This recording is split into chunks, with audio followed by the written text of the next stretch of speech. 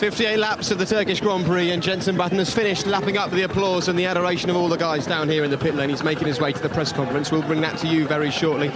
Well, David, no driver has ever won here unless they've been on pole. We might have known that Jenson would break the record. Yeah, you know, we talked about it beforehand. Got to say, the grid, he made a good run off the first line. I guess he didn't expect Sebastian to drop the ball halfway around the lap, but he got wide out of turn 9. Of course, these tyres are not up to temperature on the first lap. Immense amount of pressure on Sebastian, and today Jenson used his experience, and it was fairly easy for him in the end. We heard Andrew Shudder at the end of the race there, Eddie, shouting, unbelievable. Well, he was a bit late, because after about 5 laps, you were saying exactly the same thing. That's the word that you uttered. And at times, the way he drove today and the way the race panned out for him, it kind of was unbelievable. Well, it all happened in the first couple of moments of the first lap. The mistake by Vettel was crucial. He never recovered from it, lost his momentum. Jenson seized it with a great opportunity, and he looked invincible, and he will look invincible as he goes through the remainder of the season. There's absolutely, in my view, very little or anything that anyone will do about this. Also, he doesn't need to win all the Grand Prix now. You know, the main part of this championship, the back is broken. He just needs to bring this car home. Of course, he will go for the victories, but nonetheless, you know, this championship is, you may as well start putting on the J of Jenson on that World Championship trophy. Oh, well, I was going to sort of avoid talking about that this early in the season, but I suppose now is the time to do it. Are you saying Jenson Button's going to be the Drivers' World Champion this year? I just don't see how you can turn that sort of performance around. Even if he's not winning the Grand Prix, there's such a small difference between the point scoring that it's going to take a dominant run from Sebastian or Rubens or Mark. They're the only guys that are in the hunt with him in the championship, and they need to be winning all the Grand Prix and him not finishing. How can you imagine that happening? Well, lots of words there, Eddie, but it sounded like a yes to me. I'm sure David means yes. He did that with contracts with me continually, but anyway, never mind that.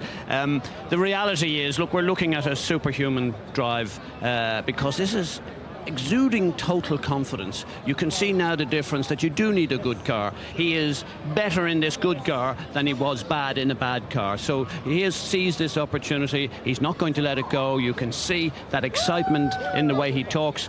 His dad, the whole thing around him, it's just repetition of what the Hamilton thing was, and it's rolling on. It's just brilliant for Britain. Yeah, I think it's a very good point you bring up there. When we go back in his early career, when he was at Renault, when it was a bad car, he struggled relative to his teammate.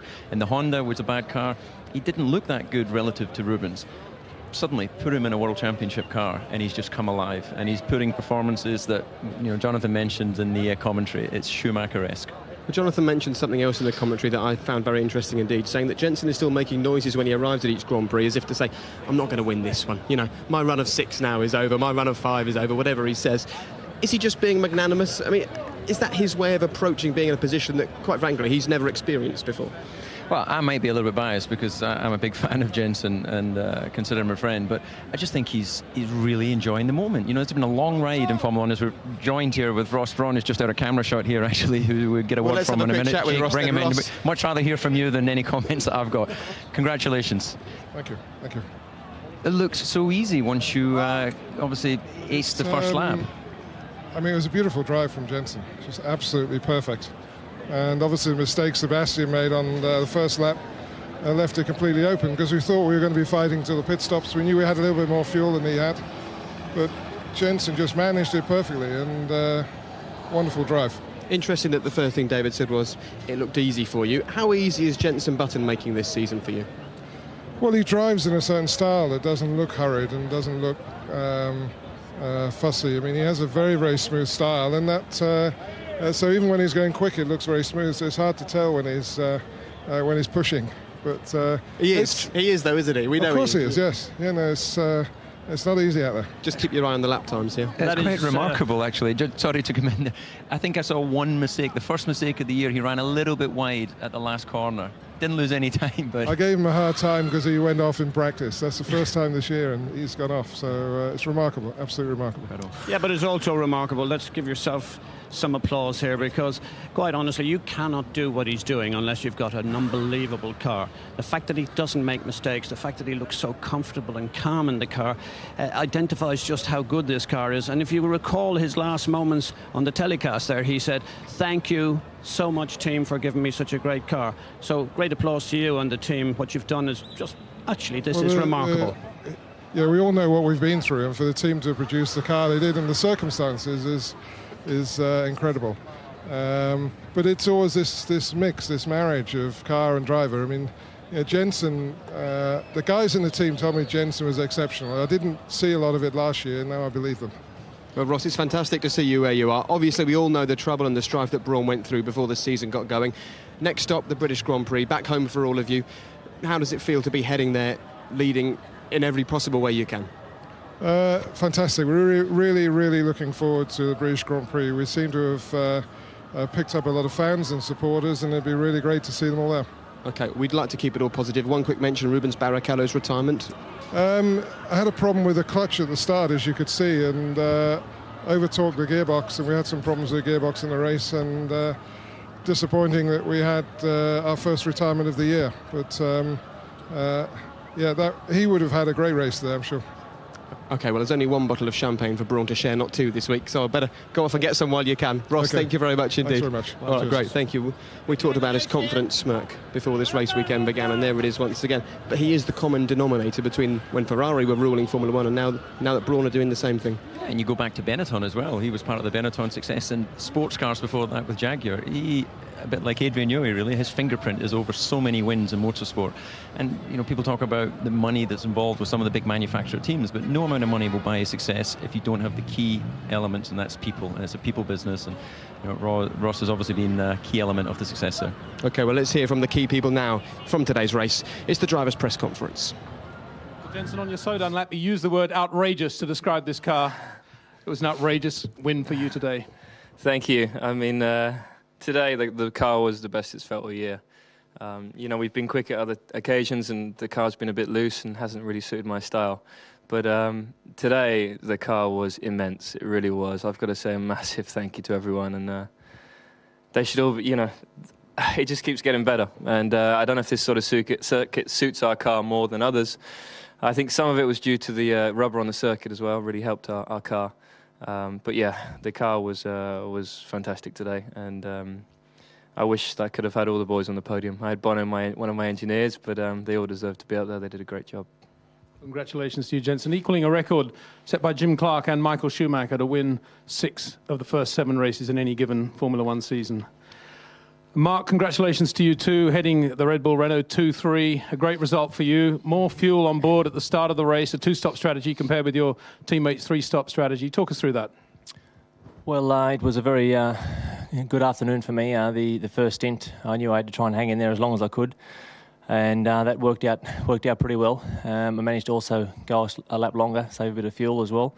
So that really opened up me going away from obviously the rest of the field, and I knew Sebastian's strategy as well, so I knew I would have had a chance to have a sniff at him as well to get another position, because I knew the podium was pretty much taken. It's just a question of who out of Sebastian and myself would get the second place behind this guy who was on another planet. So I knew the second stint was crucial for me. I had to push really hard as usual, as all the drivers are doing in the race, but when someone's on a different strategy, it's invisible to see them obviously, and it turned out well for us, and my engineer kept me in the loop with what was happening, and I did enough damage in the middle stint to be able to jump Sebastian, and then at the end it was okay. We just turned the engine down and brought the car home.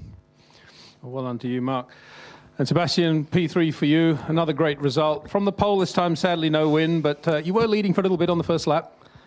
Yeah, up to turn 9-10, so it worked out okay at the start. I stayed ahead, and then I nearly lost the car in 9 and 10. It was my mistake. I think all day there, all race, it was very difficult there. I think there was a bit of tailwind, and it was extremely difficult. So even on the second lap, then I nearly lost the car again. So it was quite tricky.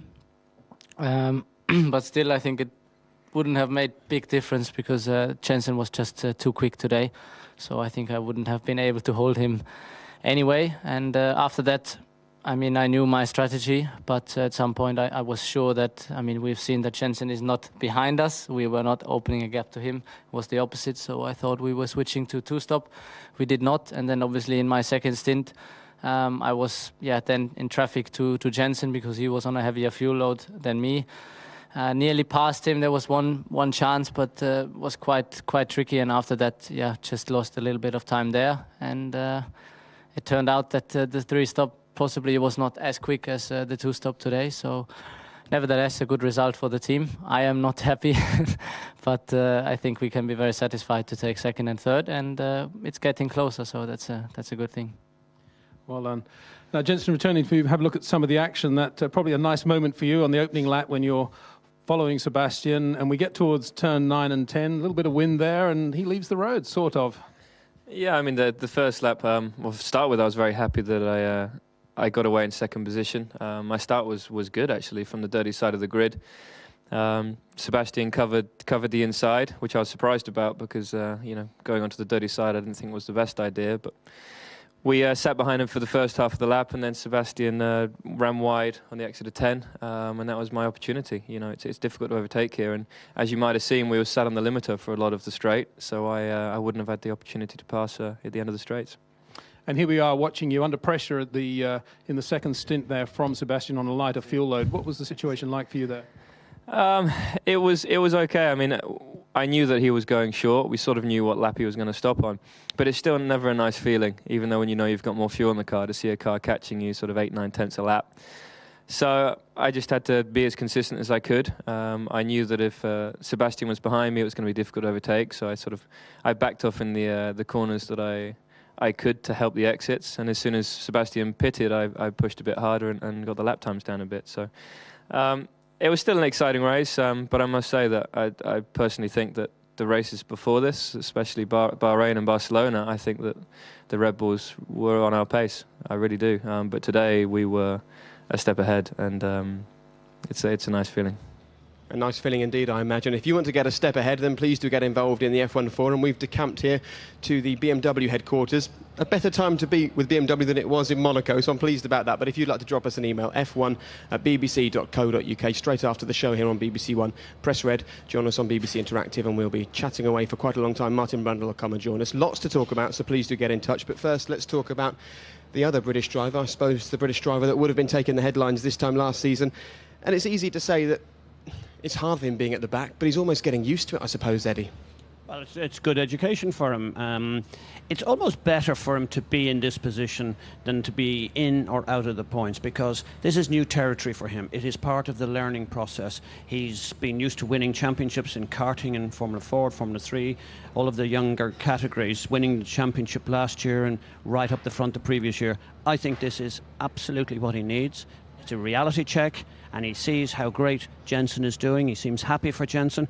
I see no problem for this for Hamilton's future.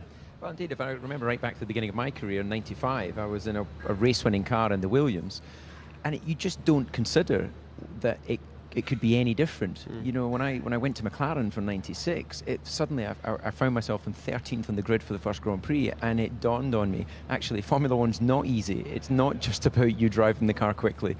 You need the car to be a race-winning car, and this is character-building stuff, and obviously Lewis would prefer not to go through this right now, but it's the reality of Formula One, and I've always said part of the skill is making sure you're in the right car at the right time, and that's been a difficult, long road for Jensen Button, but he hung in there over the winter, and it's come good for him. What an amazing start, 6 wins out of 7. Well, I imagine if anything makes Lewis feel better, it's watching Jensen's story. You talked about Lewis building his character. His character was built from 16th on the grid today. Curse or no curse, that's a long way back. Well, it is, and gives him actually an opportunity to use the KERS on that long run down to turn 1, but in this instance, doesn't look like he's passed anyone. In fact, he's been overtaken. That hasn't worked at all. So once again, Eddie, I think you're on the money that KERS is not a good tool until here we have the run up to turn 3, excuse me. I think he's just gone by 2-3 cars there. A bit of oversteer on entry. That car just is really difficult below him. Obviously, he's trying to feed his way through, the guys in front, hoping that they'll maybe run a little bit wide. Is the car still taking him by surprise? Well, you can see the amount of oversteer he's getting on power. That far out the corner, you would not expect to lose the back end. And we could go back a year ago, he was not having those sorts of moments. So working the wheel all the time through the apex. He's in a car, he doesn't know where the limit is, and that's why he's lost his confidence, and compounding the fact that it's not a great car, he's not getting the best out of himself right now. I mean, can you possibly imagine Hamilton not diving up the inside on the first lap of about 6 different cars? And the reason he's not doing it is that because this is unknown territory. This car is a complete mystery to him. He's just lost. He's afraid to put it in because he wants to try and finish the race. And at the moment, he doesn't have that ability or mental aptitude that he's able to trust the car to do what it wants to do. Yeah. Heavy fuel load as well obviously would have made it a little bit more tricky, but heavy fuel load or not, if he was out of position last year with a good car, he would have been up the inside. It's very interesting actually to see how Lewis Hamilton's changing throughout the season, constantly being at the back. Let's gauge his reaction and his thoughts. He's been speaking to Lee. Lewis, 13th position today, but my goodness, what a hard-earned 13th, if you can say that was. Yeah, I actually thoroughly enjoyed the race, considering I was all the way back there, and I was very heavy at the start. I was on like 83 kilos. It was impossible to keep up with the guys in front, and but I just pushed and pushed and pushed and pushed and pushed. I didn't have anything left in me, I was way over the limit, and that's why I'm kind of smiling right now, because I think I fulfilled my driving potential, but I just need to say to the guys back home, keep pushing. I know this car is not clearly it's not the best, and perhaps we won't be able to win with this one, but let's really knuckle down and focus on bringing it back especially for next year. But I'm going to keep on pushing for the rest of this year as well. You weren't given the easiest task. I think it was about 26 laps on those soft tyres, but how did they perform? I seem to manage them okay, actually. But the biggest problem for us is I think I would lose something like half a second in turn 8 compared to everyone. I was having people nearly overtaking me on the exit of it. It's like I was standing still. But the car feels like it's heavy. It feels like I'm pushing and trying to get the thing round, but it won't go any faster. Just finally, heading into Silverstone, you've got such a lot of support there. Even though the car is not great, you must be looking forward to it so much. I'll be looking forward to seeing all the fans and all the great support that they've given me. And I really wish Jensen all the best. Fantastic job for him today. I saw him in my mirrors, so I kind of got to see him win the race in some sense in my mirrors. But he's clearly doing a fantastic job, and really, really, really happy for him. Well, the monosyllabic Lewis of the early races seems to have mellowed a little bit. He seems to have come to terms with the fact that, World Championship is just going to last for this year. He's got the number 1 on the car, but it's not going to be there in 2010. I think he has definitely, if you go back to, was it Barcelona, where it was really one-word answers. He was not a happy bunny. He didn't want to really be in the press compound. He was chatting quite freely with Lee there. I'm quite happy to sit and talk to Lee as well. There's worse people to be interviewed with, but I think he's really come to terms with it, and he's probably seen this now as the character building year. He can probably learn more this season about what it is to be within a team and who he is as a young man developing out of the spotlight in some respects, because there was so much spotlight and pressure on him in those first 2 seasons. Well, he's speaking like a real, true, experienced driver. He calls to question the team rushing forward with new technologies and new bits for Silverstone. He's saying, hang on a second, let's not be total desperados here. Let's just wait and see what we need to do and make it the next race. And for me, I agree with you. He's absolutely comfortable in his own skin now. This is the first time, when you think back to Australia and the dramas that he had there, I'm really pleasantly surprised that his approach to this has been so mature and so, excellent all the way through. And McLaren finished 13th and 14th. Is that sort of a true reflection of where they are in Formula One now? Absolutely. They're in disaster straits. They need to get rid of this car. Not next year. They need a new car, and they need to get it quickly. And the guy who designed last year's car has a car in the wings. Let's get it on the track. How does it work, this DC? I know that Pat Fry's designed the car for McLaren this year, the MP424. Is he then charged with improving that car, or do they say, thanks for your efforts, we'll get someone else to work on it now? How does it work? Yeah, well, obviously mentioned Pat as being in charge in the way that Tim Goss was seen as being in charge of last year's car. You have a project leader, but the reality is it's a team of people. So you can't say that, Pat and his team have failed McLaren, because 2 years ago they came within 1 point of winning the championship. It's a function of the fact that they were battling very hard for the World Championship right up into Brazil last year. That would have taken resource and time out of the wind tunnel that they could have been using developing this year's car. And they've just been caught short with this new regulation. And we've seen it before in McLaren's history. Off the back of a great championship winning year, they then can go into a bit of a slump. You've been very scathing. Maybe you should sharpen your pencil and try and do a better job. No, I actually, David couldn't have said it better. They had a titanic battle for the championship last year, and if anyone, or if they'd failed and not won the championship, then we would be even more critical. The fact is that they did win the championship. They are current world champions, and the great thing is that Lewis Hamilton looks like a world champion, and he's playing the part as world champion. He's doing us proud. OK, we'll take a look at the start of the race in just a few moments, but first let's hear from the Red Bull boss, Christian Horner. Well, Christian, I hate to say this frustration word again, but it seems to be summing up your season. Yeah, no, I mean, Jensen was just that little bit too quick today. Sebastian made a small mistake on the first lap, enabled Jensen to get in fresh air, which was exactly what we didn't want.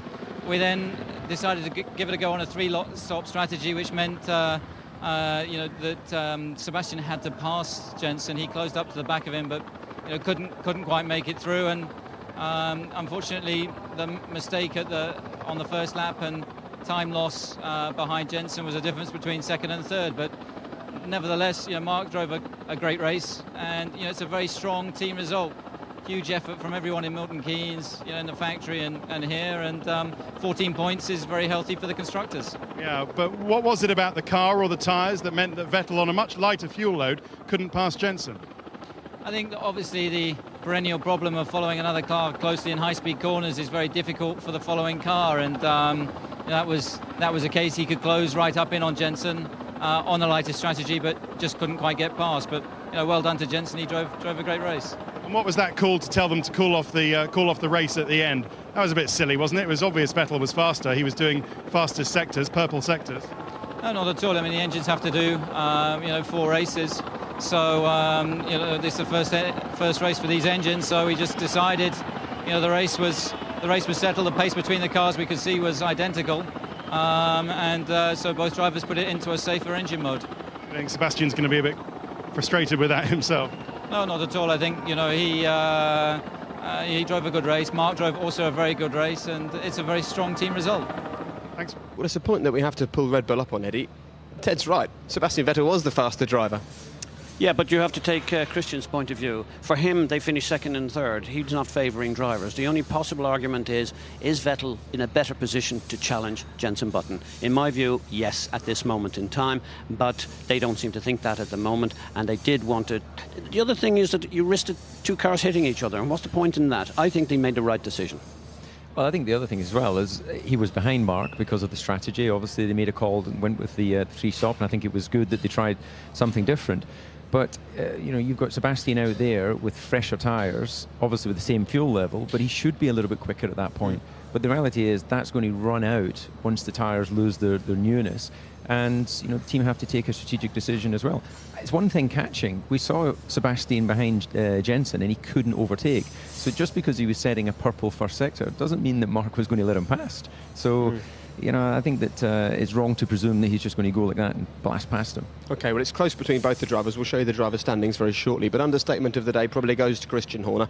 Jenson Button was a little bit too quick. Well, one man who wasn't too quick off the start line was Rubens Barrichello, his teammate. Let's take a look at the start, David, and try and explain to us what you think happened here with Ruby.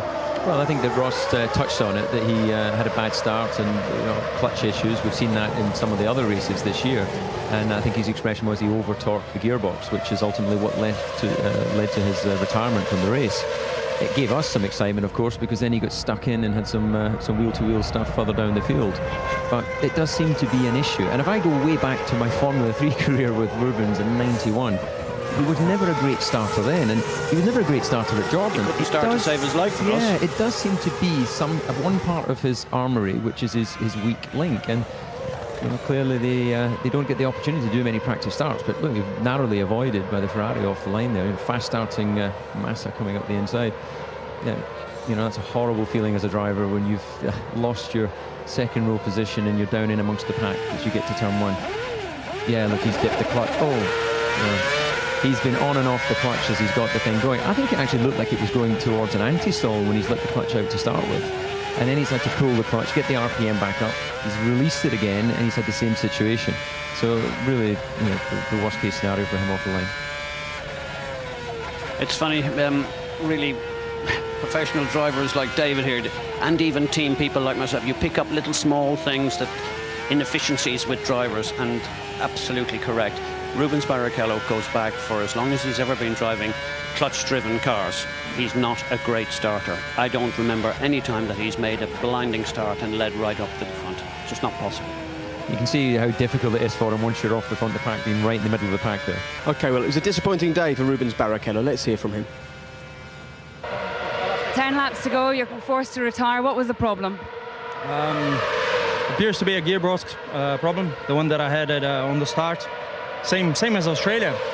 When I dumped the clutch, anti-stow came in, and so it was the wrong calculation for the clutch once again on my side, and then, you know, with the anti-stow I couldn't get going, and then to complicate things, I was on the limiter halfway through the straight, which you know, didn't make my life easier, because I had to compete against cars with curves, and you know, I had to force my way around, and that's a race like this. It was a difficult start, a busy race for you, some contact out there. How physical was it? Yeah, it's all right. For that side, I'm still quite good. It's just frustrating because it's been happening too much on my side. Well, that was Rubens Barrichello talking to Lee while the race was still going on, and he doesn't seem happy about how it's panning out for him in the team. No, he's clearly sending a message there that why is it always on my side.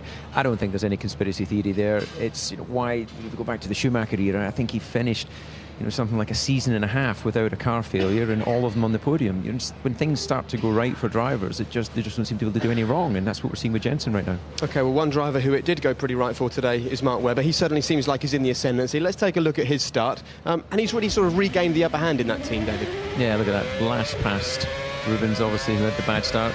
He's been outrun by the Toyota, which I don't recall happening, but yeah, good. Yeah, he gets past again, truly, I think, on the run up to the turn 4. He's just trying to find a position, pick up that weird audio that we get from FOM from time to time, which has them changing down in the middle of the straight. But, you know, he's really searching here as he goes through turn 4, trying to get the upper hand. And this corner here really demands a lot on the front axle. It looks like the Toyota's obviously pulled some speed on him as he goes through that corner.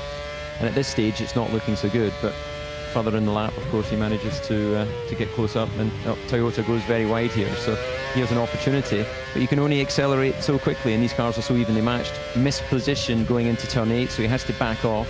He'll be trying running, as Martin mentioned in the commentary, running in dirty air right now, and it's just like turbulence when you're on an aircraft. It just takes away the balance of the car, and then they'll run down to turn 9 here. So I think it's out of turn 9 that he actually got the run on past the Trulli down into 10. And Martin Brundle's joined us. Martin, that must be a lap record for you, making it down from the commentary box that quickly. A great race today, particularly for strategy fans. They really enjoyed watching what was going on out there.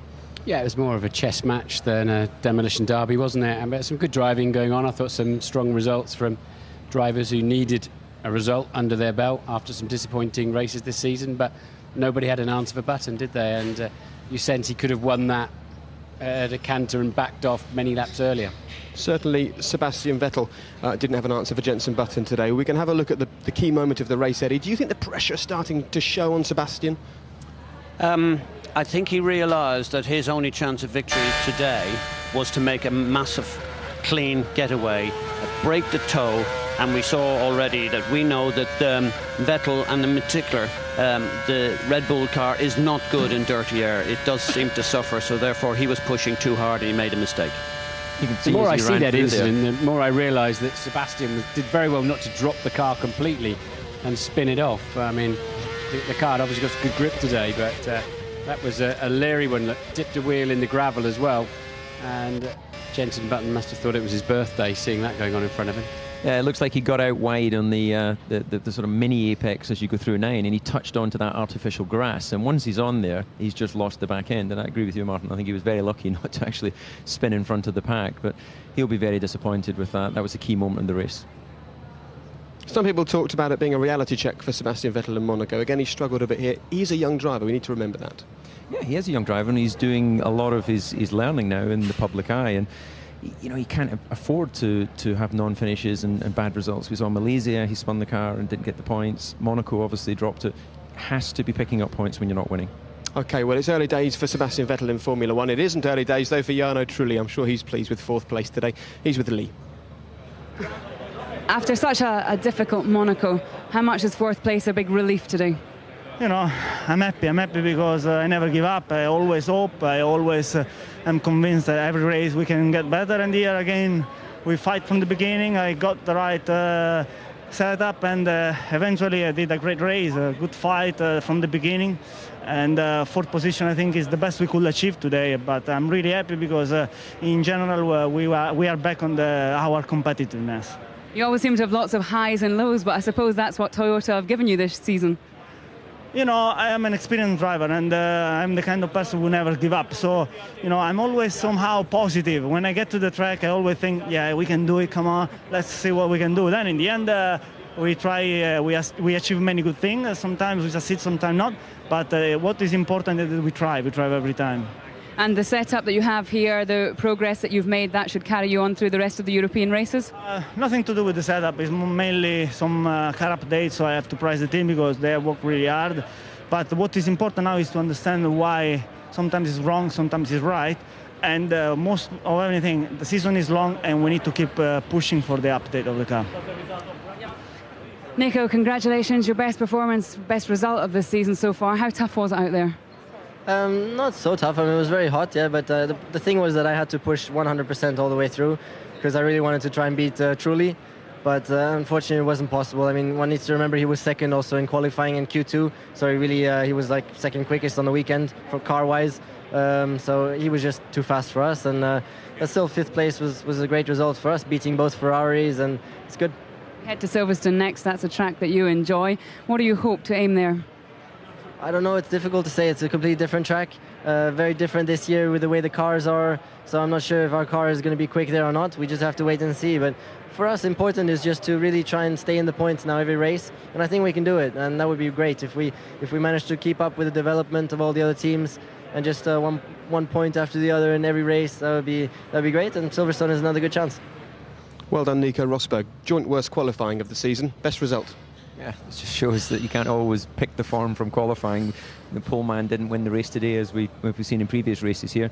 Yeah, he seems very chipper, actually. He seems quite upbeat. I think he's realistic that in Williams, in previous years, just haven't had the resources to compete with the big teams, but they'll be thinking this is quite a good season so far. We shouldn't underestimate the performance of the Williams and Rosberg today. They beat the works Ferraris and BMWs, and they were hanging on to the back of the works Toyota, who, of course, supply their engines. So great result from him, and I'm sure it would have been even sweeter if he'd have got past Trulli. And good tonic for Sam Michael as well. We chatted to him during our qualifying show yesterday. Well, before we get on to the Sam Michael, I'd just like to add on to the back of what Martin was talking about. If you notice Rosberg, he was delighted about being in front of the Ferraris. There was no mention of McLaren, which is indicative of where we are at the moment, which compounds exactly with the dialogue and the discussions that we've been previously having. But Sam Michael, who again was with Jordan, and I know him really well, they will be delighted because they feel isolated at the moment. They're isolated in two different ways. One in particular because they've left FOTA, and that'll be another concern for them. But they will be on the grid next year, and I hope that just peace will come out of all of this thing, and that is still the overriding factor of this weekend. Sure. Sam Michael, of course, is the brains behind the Williams car. Toyota, a very up and down season for them so far. More up than down, though, today. Yeah, I think Jarno has said they need to try and understand exactly how they can release performance in some Grand Prix and they don't in others. This is the key element of any racing team, actually, if I look through previous seasons that I was involved in, is one weekend doesn't dictate performance at the next event, unless you're in a situation like Brawn, where they clearly have a car for all tracks and all conditions.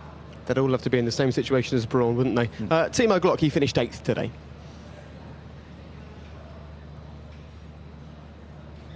I think we're joining a bit of in-car footage here, actually, Jake, aren't we? We're just seeing Glock coming past Trulli. I think that was a strategy call from the team there to not impede the other driver. Clearly, it was a different strategy. Timo, 8th position today. At least you got a point, but how tough was it to get that? No, it was not easy. I mean, the start was a bit unlucky. I had a good start and got caught at the exit. I think one of the BMWs pushed me on to the outside, so I lost, I think, 2 or 3 positions again, and it was a bit of a shame because otherwise I think the race would have been better for us, even better. But I think at the end we have to be really happy with the race. The car was spot on, really quick with the fuel load, and I have to say I'm happy with that point. I mean, that was the target before the race, and we got it, so I'm happy with it. OK, time to confirm the results then of the Turkish Grand Prix, and I think now is probably a good time to go through and get our driver of the day. Let's start with you, Martin. Well, Button, driver of the year so far, hasn't he? And today was no different. If you were to avoid Button, which is very hard to do, you'd have to look at Trulli and Rosberg, because they've come on the back of really difficult races, and it's been a great day for them. I'm sorry, Eddie, I was talking over you there. I think this is a key race for Webber. You know, he gets in front of Sebastian Vettel, and you know, within the team, that's when you give him a psychological boost. Yeah, well played, Mark Webber. Lewis Hamilton, of course, he struggled, coming in 13th today, just in front of Heikki Kovalainen. McLaren need to do some serious development in time for Silverstone. Nelson Piquet, whose seat has been called into question so far this season, another struggling day for him. Look at that, Rubens Barrichello didn't finish the race, 19th, and Giancarlo Fisichella, who hardly got very far into it at all, he was a DNF as well. And this is how it affects the Drivers' Championship. Look at that, Jenson Button, 61 points. He's only dropped 4 points so far this season. His nearest challenger is his teammate Rubens Barrichello.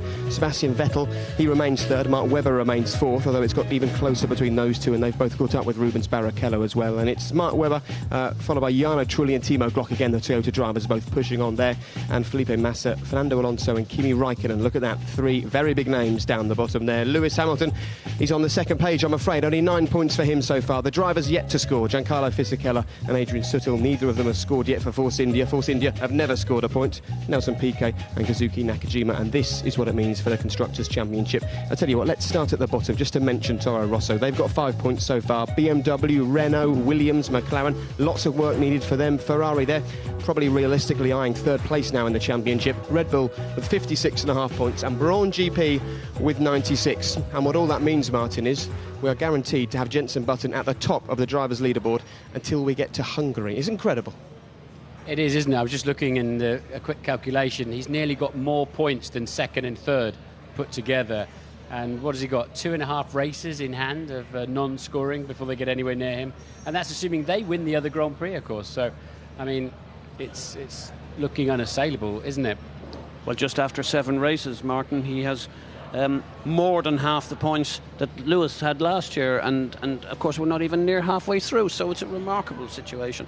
In fact, I just hope it doesn't get boring, because at the moment we all want Jenson to win this championship, but we've got to do it with style, and we've got to like to see a lot of competition out there. It's funny how it's never as boring when it's a Brit, when you're a British person, isn't it? You know, in the Schumacher era, it got boring very quickly, but I'm finding it a very exciting season. I have to declare my loyalty to being a Paddy and being Irish, so listen, let's be careful. You two leave your little battles over there. Let's talk about highlights. You can see the highlights this evening. BBC 3 from 7 o'clock. Of course, another win for Jenson Button. I know lots of Jenson fans can't watch that too often, so feel free to take a look at that at 7 o'clock tonight. And in 2 weeks' time, a place that has given us so many special Formula One memories will hope to give us one final chapter.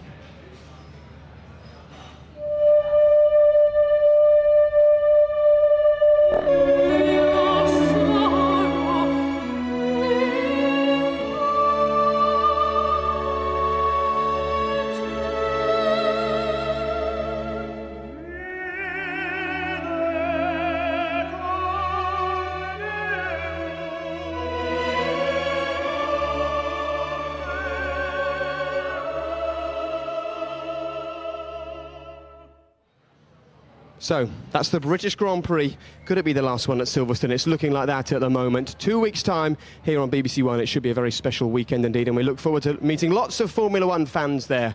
And David, special memories for you of Silverstone. I bet you can't wait to get back there. Yeah, 2 times winner. Love the track, and I'll be camping out in the middle like I always have done. All right, fantastic. Guys, thank you all very much for joining us. And of course, it is Silverstone in 2 weeks' time. And you know what? You wouldn't bet against Jenson Button doing the business, would you? It's almost like it's written in the stars. We'll see you in Silverstone in 2 weeks' time for something very special. Bye-bye. Well, Rubens Barrichello's made an absolute shocker. If you are what you say you are, a superstar. Barrichello didn't get well that right at all, did he?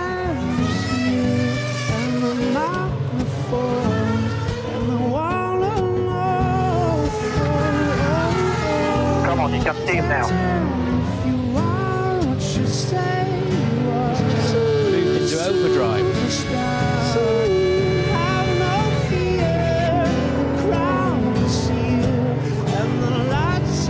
The winning streak continues.